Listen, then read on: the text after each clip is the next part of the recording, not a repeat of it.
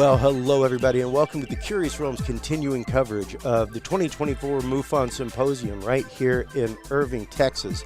We have the pleasure of speaking right now with Richard Beckwith. He is the founder of the Institute for Human Cosmic Interaction. He is also the state director for MUFON Wyoming. Welcome to the show, Rick. How are you? I am really doing well. I appreciate you having me here today.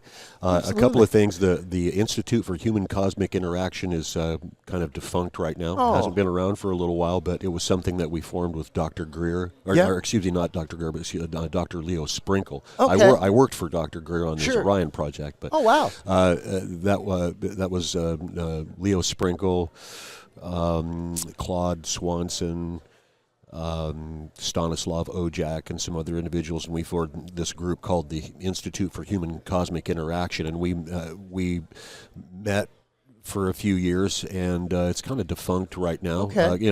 Leo passed away not long ago, which was really sad. Leo was a good friend and really a sweet person, and very knowledgeable about the area that we study.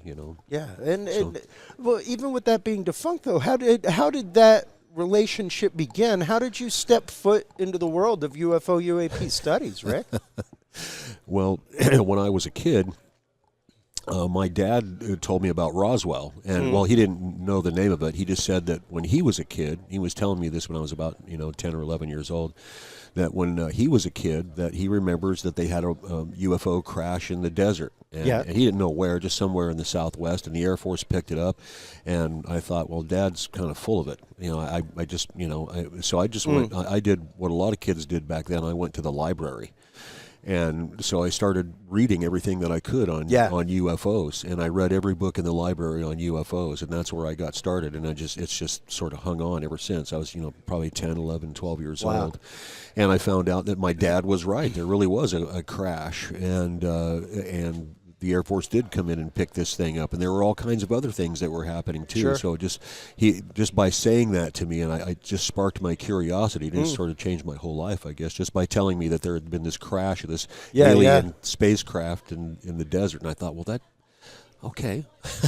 Now here I am, Well, and it's interesting that you bring up the library, because that's one of the things we talk about regularly on the show, is the idea that our society is different. I'm coming up on 50 years old, and I remember riding my bike to the library on a weekend. And it was literally whatever was in your card catalog or an adjunct one at another library that could be sent to you, or whatever was in microfiche. And it's interesting now, the range and realm of data that we have in the data set now, Rick, as opposed to that. Well, one thing I find with our youth, however, is that they have a little bit more difficulty paying attention.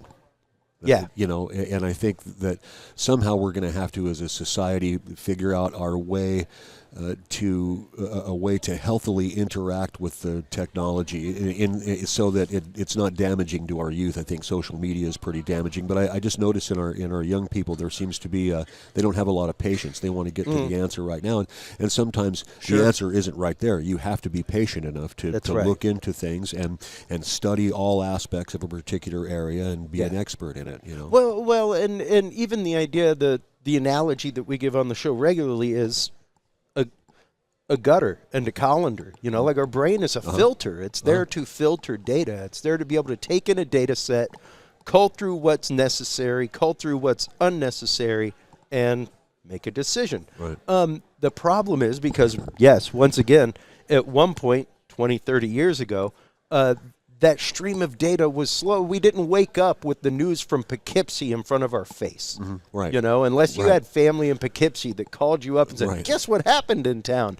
You didn't know what happened in Poughkeepsie. Yeah, and if you wanted to go someplace in downtown Denver, you needed to get directions. And you couldn't just get on the phone and go, oh, well, it's right here. You just got to, and then it tells you where had key maps, and you had to know how to use them. Right. And that's just it. Right now we're looking at the fact of it's a hurricane outside, and somebody's got a colander at the bottom of the gutter. Right. It's overflowing. The information is coming so fast that it's hard to properly filter it. Yeah, so fast and in such great volumes. Yeah. And so thank God for the human mind, because you need a filter. You cannot absorb all the information that's taking place. And our world right now technologically is advancing so quickly Yeah. that no one individual anywhere on the planet has the ability to comprehend everything that's happening right now. Science That's right. is moving forward so quickly.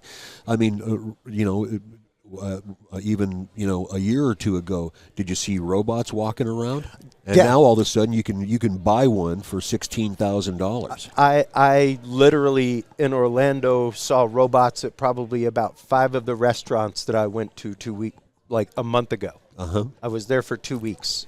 Went out to dinner 10 times. 5 different restaurants had robots that brought me my water, brought me my dessert, things like that. It's regular. You see them greeting you at airports now, where it's just like a friendly robot to say, hey, things like that. So, yeah, our world, the way that we interact with the technology, the way that we use technology, and really the way that we depend upon technologies, even whenever we're out and about, one of the things that people regularly say is, why don't we have better pictures of these? Everybody has a phone in their pocket. Yeah. Well, even though you have a phone in your pocket doesn't mean you're a trained camera person. Right. Doesn't mean you know how to shoot when you're full of adrenaline. Yeah. And doesn't mean you have your camera ready when most sightings take up about 10 to 15 seconds of somebody's life. Yeah, I remember they used to use that same excuse back in the day. As a matter of fact, there was a line, I think, in Close Encounters of the Third Kind where they were having the press conference, and the guy says, there are 400 million pictures taken every year by people with cameras. Why haven't we caught really good pictures of these? And where is, with all that happening, where is the unmitigated proof? And, that's, of course, just smoke and mirrors, because you're exactly right that, you're not always ready right there. I've seen a couple of things where I wish I had my camera. I can't necessarily say that, what I may have seen as an alien spacecraft, but you're right. You don't always have a camera right there ready to go. Yeah. And even though if you're someone like me, I have cameras all over the place. I've got video cameras and still cameras and multi-frequency cameras, spectrum cameras, and I've only seen recorded one UFO. And that's just it. It doesn't increase your odds of capturing anything by having it.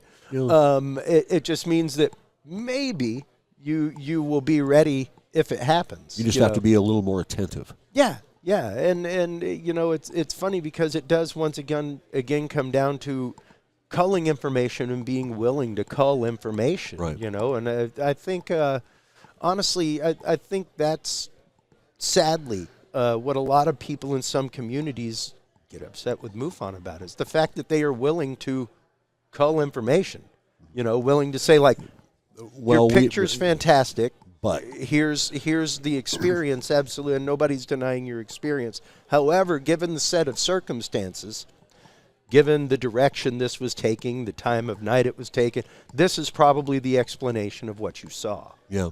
I had a case recently where I had an individual that recorded what he believed were 2 objects. And he saw one object, a kind of a bright red pulsing light coming in from the west, and it took a hard right turn and appeared to be interacting with another light off to the north, and he got this recorded. So, I just did what all the other investigators do. I looked at the data, looked at the time, and looked at the radar, and it turns out that the bright object that he was seeing, the red object, was actually just an emergency helicopter flying into the local hospital, and it took a hard right to land at the hospital. And so, and it gives you the designation of what the helicopter is. And it's kind of disappointing for the folks because they're thinking, oh my God, I'm seeing an alien spacecraft. And the answer is, well, you're seeing a helicopter. But that's, people get a little upset with MUFON because we're willing to do that, like you said. Yeah. And of course, we're also willing to say, I don't know what this is. That's right. And which opens up the possibility. If you don't know what something is, then you can't say what it is not. And so it's very possible it could be an alien spacecraft or, Yeah. Well, and the prime example of that, which I think, again, a lot of people in many communities were upset about, was the first NASA conference that happened on UFO UAP, where they took the Go Fast video and just kind of eviscerated it. And we're like, how did it make it to this point? Because all of the data for the trigonometry is right here on the screen. Right. We have the height of the aircraft following it. We have the speed of the aircraft. We have the distance to the background. We have the distance to the object. We can now tell that this is a 40-foot wide object going 40 miles an hour. All things within a known quantitative range. We do not need to explore it further. We can put our efforts into other things that are unquantifiable. Yeah. You know? Well, there are people out there whose entire job is to, well, I call it peeing in the pool. You know, and so think about it this way: if you if you're in a public swimming pool and you decide to you need to let loose, sure, then and then all the other people jump in. Are they swimming in a swimming pool or are they swimming in your wee-wee? You know what I'm saying? Yeah. And so that's how they do it. They just contaminate the whole thing. It's the same thing. Like if you put a little bit of poopy in a pie, what kind of pie is it? Yeah, and you kind of have to be willing to do that. You have to be willing to call the data. That's the scientific process, and you have to be willing to make a call and say, okay, this is or this is not. Well, and probably my favorite thing about MUFON is because it with MUFON, it starts with the scientific process. The first step in the scientific process is observation. You have seen something. I'm glad you said that because you're getting to the importance of MUFON. We are the data collectors. That's right. Okay, we're the lab technicians of the UAP UFO community, the people who are studying this. Now, we have all kinds of members, and they have all kinds of opinions about what UFOs might be. We have, some of our members are crystal bearers, and they're just absolutely convinced that, aliens are benevolent brothers from space that are here to help us, and there are others like me that think that we probably are being visited, but I'm not so convinced necessarily that they're all that friendly, or that there are all kinds of things that we don't know, and maybe we don't want disclosure. But the important part is they all perform the same function, which is gathering and collecting the data, and that's the important part. And then that leaves that open for other folks with higher degrees of learning, lab people and scientists, physicists, philosophers to come in and look at this data. So we provide the data for them to make the judgments. And as a matter of fact, I think that I can safely say that Lou Elizondo came to brief the board back just right after the Tic Tac videos were released. He came to Irvine and briefed the board. So I was really lucky to be able to spend a couple of days with him. Interestingly, they used some of MUFON's data to justify the ATIP program. We need to study this because we've got this civilian group out there that's collecting all this data. And look, this shows that there's something happening here. How do they have more data on the military than the military? Well, then the military was willing to share with other branches of the military. But I was really proud of the fact that Lou told us that our data, some of our data, was used to justify the existence of those programs. Good, and that's just it. From 1969 to now, and this is what I say regularly, is that you probably have the most unbroken archive of experiences, people's abduction experiences and sightings, hands down. I mean, you guys followed closely by NICAP. Yeah. And that whole process of intaking data and setting up a data set includes, unfortunately, culling data. It means that when something doesn't fit the data set, like that's what you're supposed to do as a scientist is, observe, hypothesize, experiment, and then wash, rinse, repeat. You're supposed to keep going through it. Right. And I think the important part of that is what I say is learn how to kill your darlings. If as a scientist, if you're thinking scientifically, you have to be willing to give up everything that you believe based upon the new data that you're being confronted with. And so, but that is inapposite to what human beings do with data. We as you know, we talk about confirmation bias. Yep. And so folks have a tendency to just take that and in that culling process, they take that information and go, that's an alien spacecraft. You have to spend some time on it. And two of the things we speak about regularly is confirmation bias married with where we are in a society right now of that want of confirmation. Like, the two things are so intertwined right now, Rick, that it's kind of dangerous. The want of confirmation of belief and faith married with cognitive dissonance of now you're presented with something that's against that and should logically help you sort things out, but you're just perfectly willing to get rid of that. Right.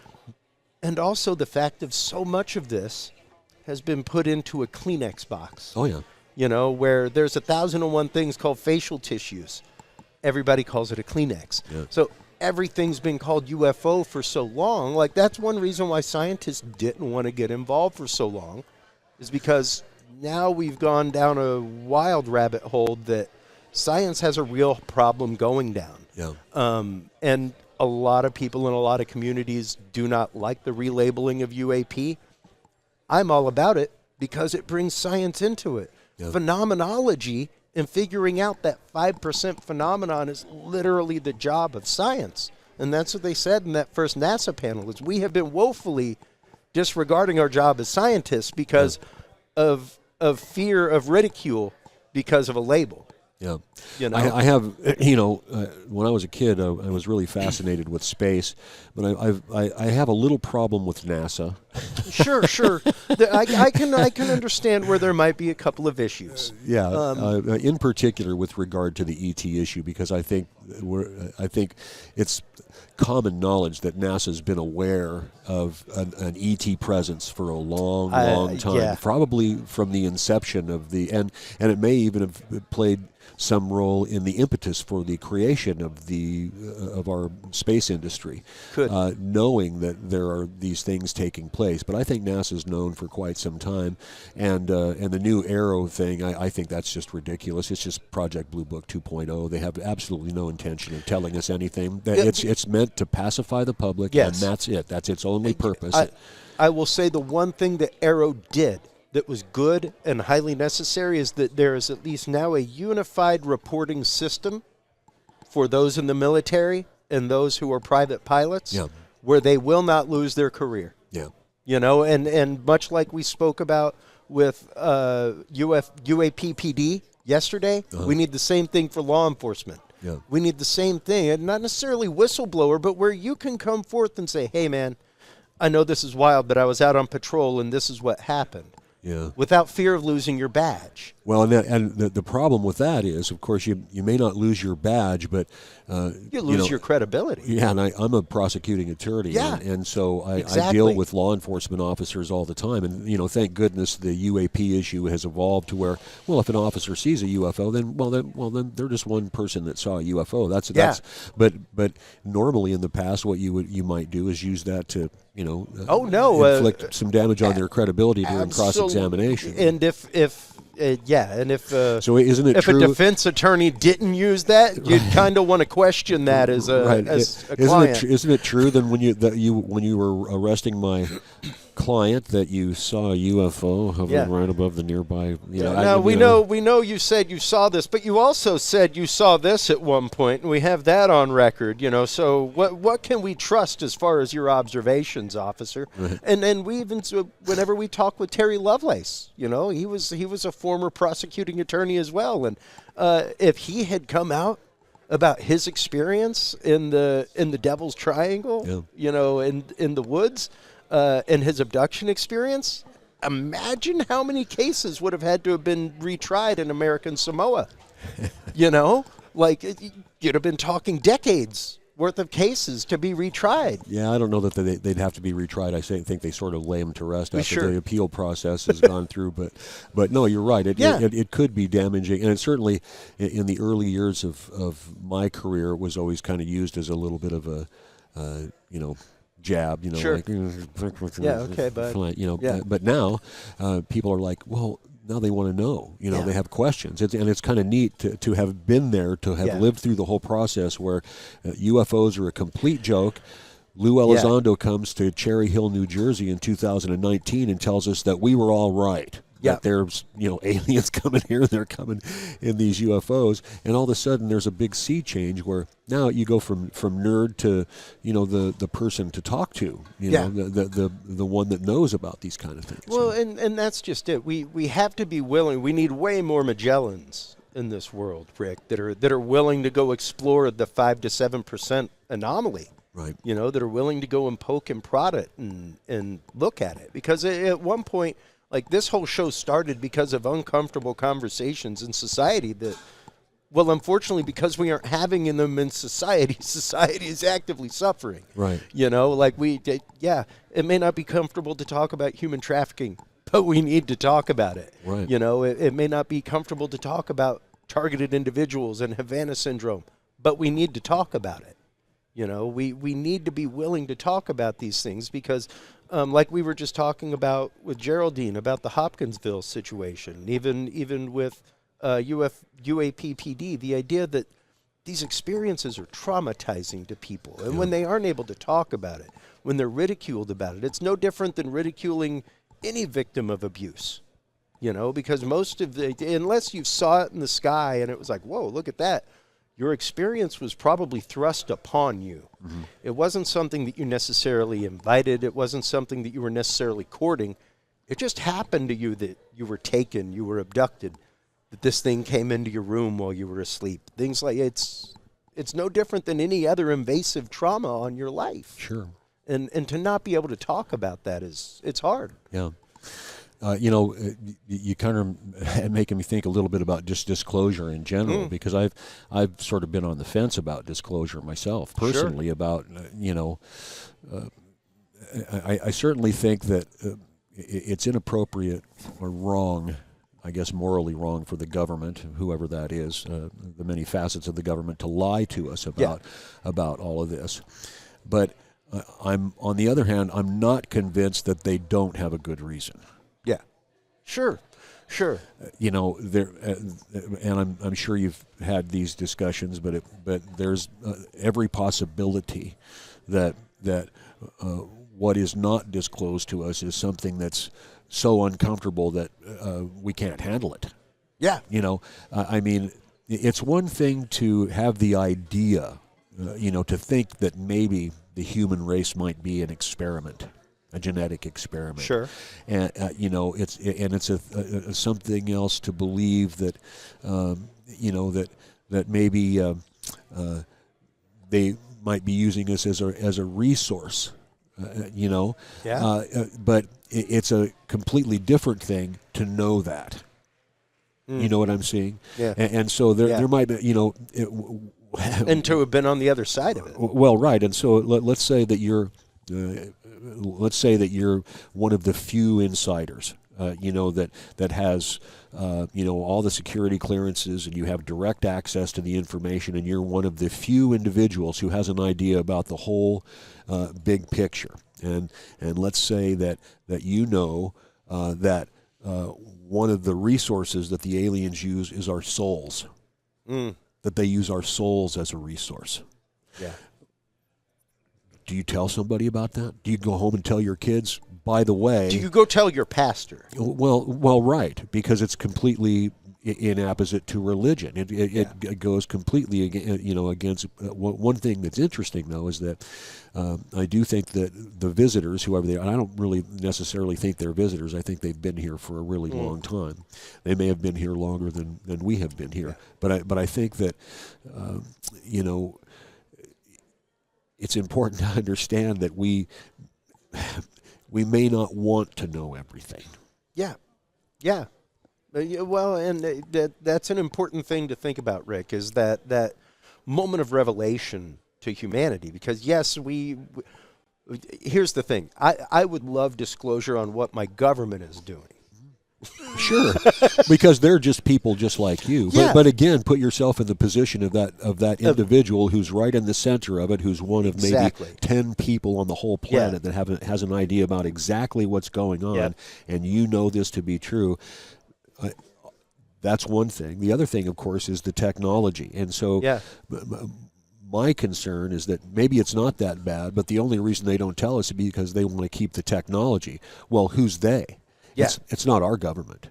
You know, we're talking about folks that are beyond government, corporations. And Well, that's actually what I'll be talking a little bit about today, is that this information is being held by corporations. And they say, well, we can't give you that information because of national security. Well, wait a second. You mean it's for corporate security? It's for corporate security, Because what's going to happen when they're able to fully develop these technologies, are they going to just give it to the United States because they have such a patriotic bent, or are they going to sell it to the highest bidder? Or are they going to monetize it? And that is exactly what I have said for the last since everything started with the hearings, and with Arrow and Grush and everything else, was what you're seeing right now. Because I am firmly convinced that a good 95% of what we are seeing in the skies, even strange things, are fully known technologies that are within black budgets. I mean, you know, Skunkworks said years ago, we got the technology to take ET home.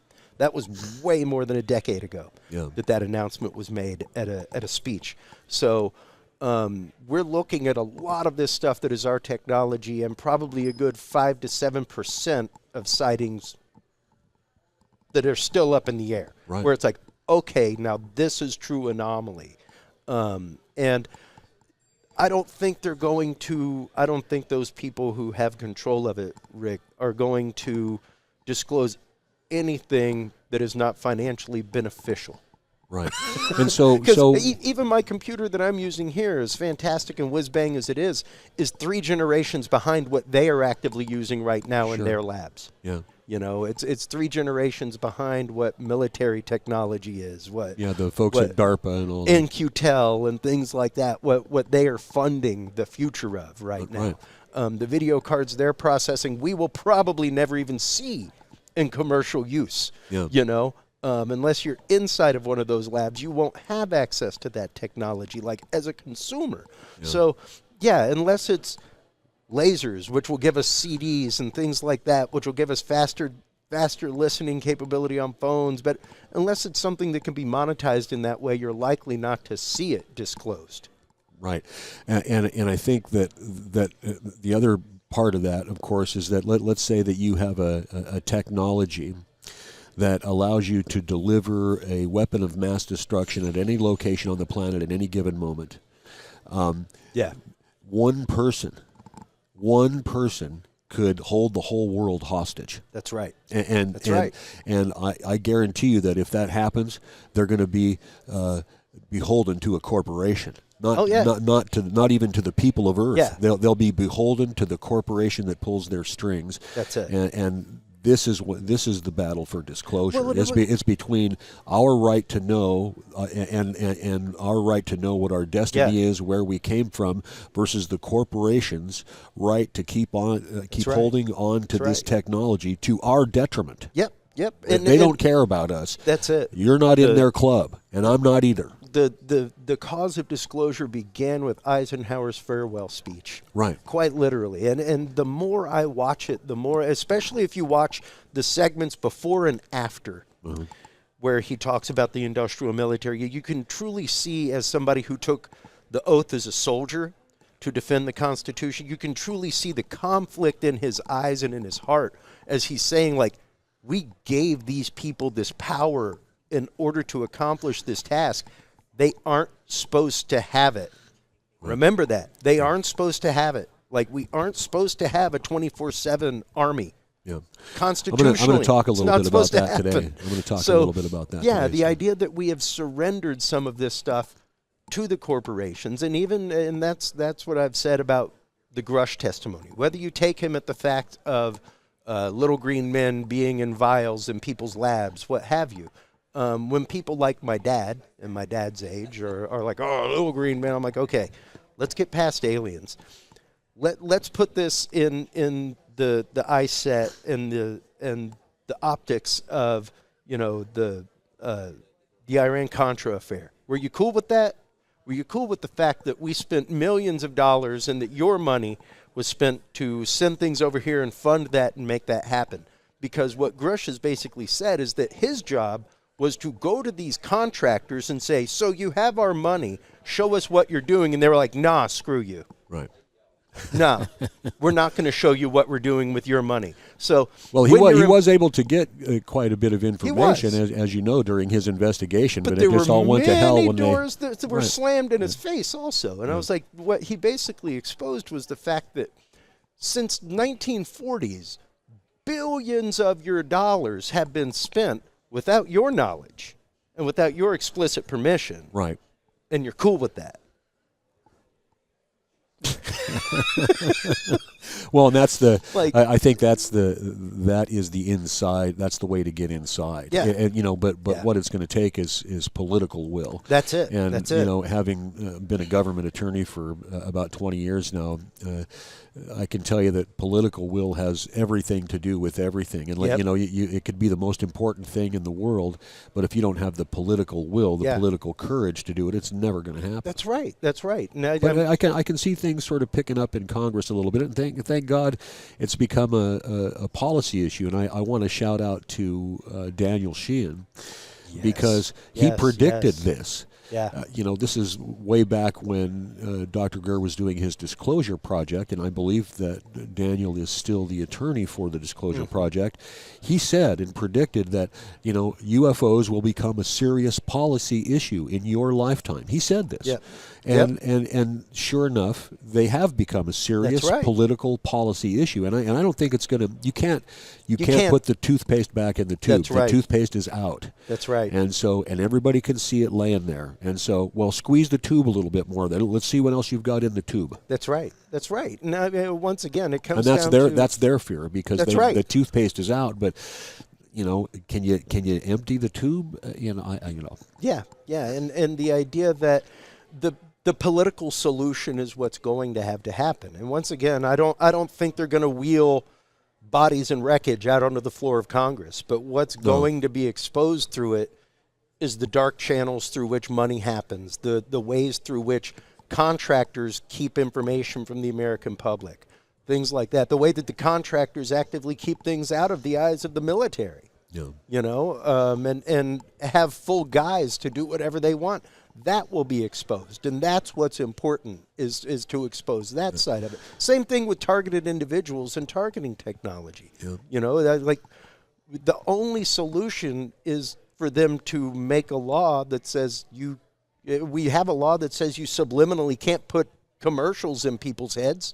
We have a law for it because we know it worked. Yeah, right. People bought more Coke at the movie theater. We know those ads worked. Yeah. So we made a law for it, to protect everybody from it. Yeah. And that's the thing is that those are the means by which we can save ourselves. Those are the means by which we will get disclosure. Yeah, I had this. I have to tell you that we met in Washington, D.C. with some congressmen and senators and so forth. We had a meeting with one congressman, and this congressman asked, can we tell the people? This is a meeting with the board. Wow. And I immediately said, no, you can't.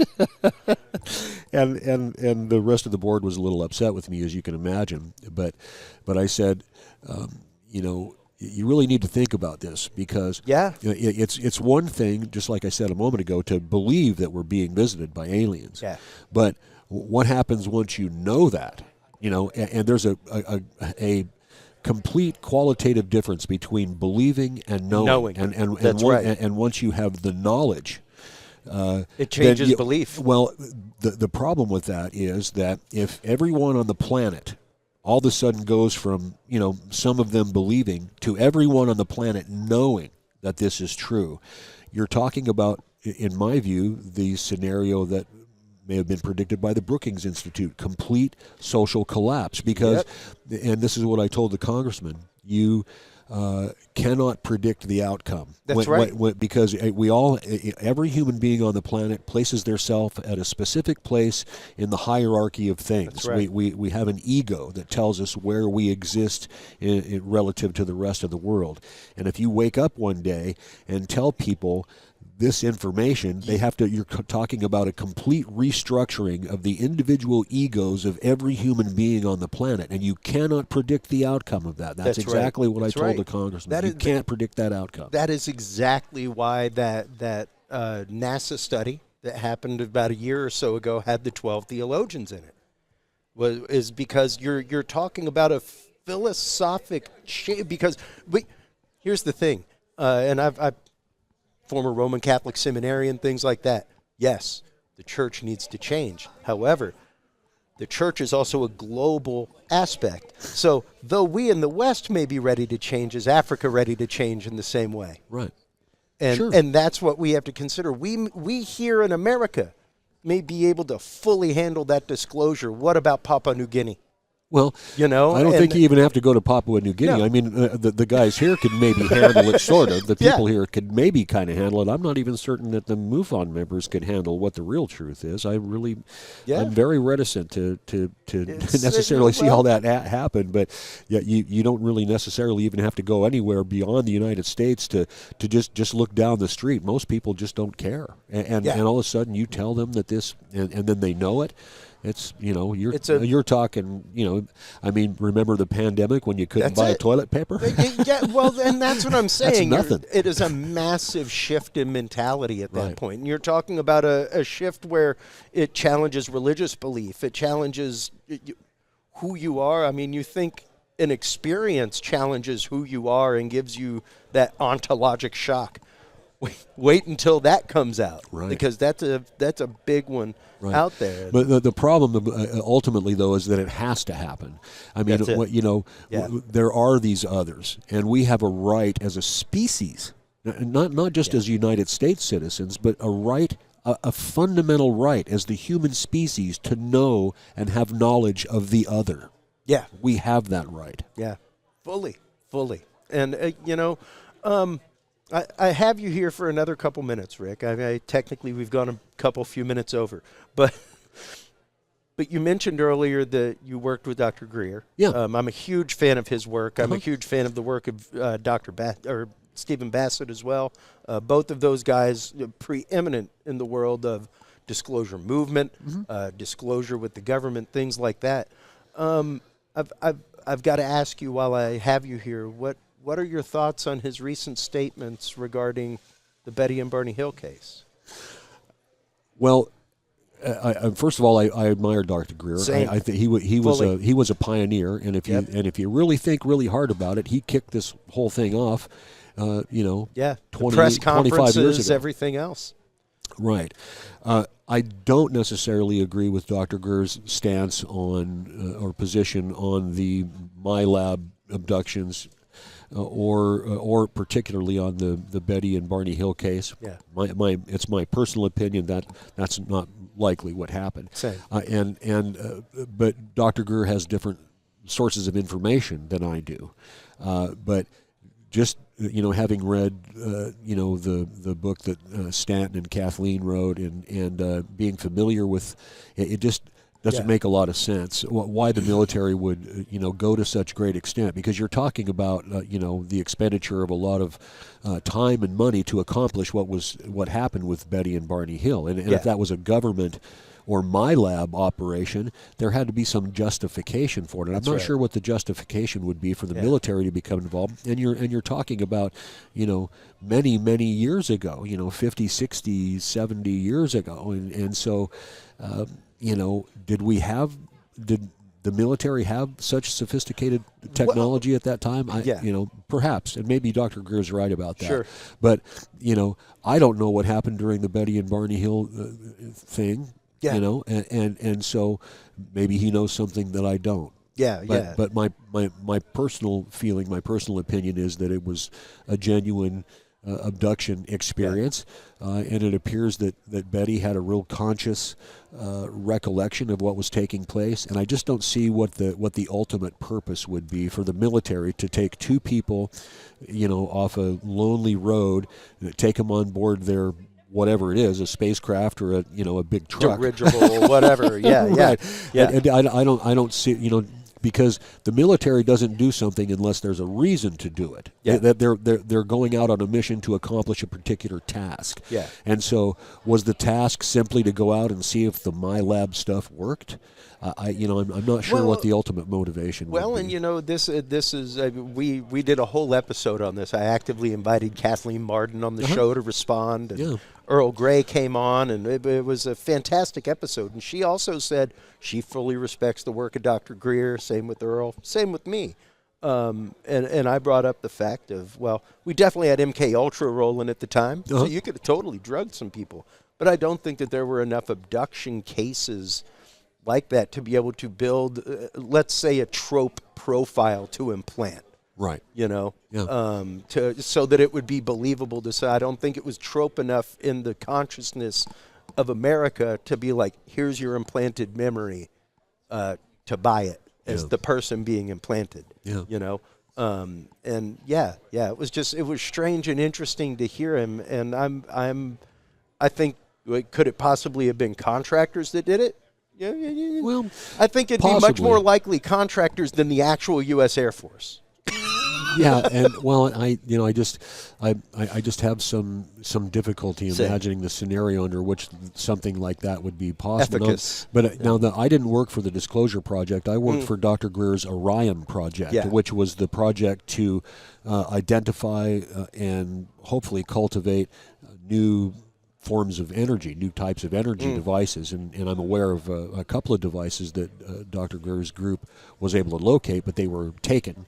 And I was actually, I can tell you that the stuff that he had in the movie Sirius was true, because I actually wrote the contracts, drafted the contracts for the purchase of the Stan Meyer technology. Wow. And I was directly involved in the negotiations, and all of a sudden, and we actually had a couple of engineers that were down looking at the stuff that they had stored in the estate, and we had made some determination that there probably were some things there that we could use, and so we made an offer, and somebody came, and all of a sudden they just stopped talking to us. I'm sure somebody with much more money came in, and I was a little, it up. But when Dr. Greer was out asking for donations and so forth, we really were attempting to purchase this technology. Yeah. So his, request for funds and so forth, that was a legitimate request, because we were attempting to obtain this technology. And I'm not sure exactly what Stan Meyer had going, if it was some sort of an easy way to produce Brown's gas or hydrolyze water, because he ran things on water. This is the guy that he had a dune buggy that just he'd pour water into it and go right, and so this stuff really did work, but somebody else got it. And I suspect, corporations. But the other thing, of course, that may have happened is it could have been taken under the Patent Secrecy Act, which is one of the things that I'll be talking about today. Wow. Rick, thank you so much for your time. I greatly appreciate it. Sure. Let everybody know where they can go to find out more about you, your work, where they can go to join up with MUFON Wyoming. Well, you can sure go to MUFON.com, and if you're interested in joining MUFON Wyoming, just go to the MUFON website and sign up. That's all you have to do, and then you'll be part of the local chapter. And then we have monthly meetings. We have monthly Zoom meetings every month, first Wednesday of every month, and we get together, members, and I have a couple of in-field investigators. In Wyoming, we don't have a lot of field investigators. I think it's just me and another individual right now. Oh, wow. And I was all by myself for a long time. Wyoming is such a big place and so few people that, I think when people become FIs, they sort of imagine, they get a call in the middle of the night and they have to grab their MUFON field investigator kit and their cameras and slide down the pole and get into the UFO MUFON hunting mobile, right? And it's not like that at all. It's nothing like that. You get a call, and then you call the people, and then if it's something really interesting, you go out to the site and where was it? And you do all those sorts of things. But it's they're few and far between. They're really good sightings. Mostly what we get in Wyoming are anomalous nocturnal lights. Individuals in remote locations, one or two, seeing something that they can't explain, but we have some good ones on occasion. But if they want to join Wyoming MUFON, all you got to do is go to the MUFON website and sign up, and you'll be on my list, and then you'll start getting the mailer every month, and you can meet with us. Well, fantastic, Rick. Once again, thank you so much for the time. I greatly appreciate it. Sure, I appreciate it. While you are online checking out everything from MUFON, Wyoming, make sure to stop on by Curious Realm. CuriousRealm.com is where you can find all the episodes. It's where you can like, follow, subscribe. That is where you can get your official copy of the field observation and encounter log. Stay tuned through these quick breaks, everybody. We will be right back with our continuing coverage from the 2024 MUFON Symposium right here in Irving, Texas, right after this. The key to good science is good research. At the heart of good research is a good data set. With the field observation and encounter log from Curious Research, you can easily keep track of your investigative information all in one place, making it easier to review cases and readily see comparisons and contrasts between them. Whether out in the woods squatching, in a back room gathering EVPs, or using high-tech gear to track UFO, UAP activity, this easy-to-carry, pocket-sized scientific data log is the perfect companion for any field researcher. You can find your copy of the Curious Research Field Observation and Encounter Log at Amazon.com or visit the official Curious Realm store at CuriousRealm.com/store to reserve your copy for yourself, your family, or a mind that you want to open. That website again is CuriousRealm.com/store.